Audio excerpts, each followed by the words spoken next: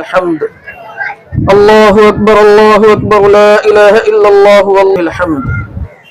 الحمد لله المتوحد بالذي خالق لجميع الشيء والأمر بيده مفاتيح الدهر فتبارك الله أكبر الله أكبر لا إله إلا الله والله أكبر الله أكبر.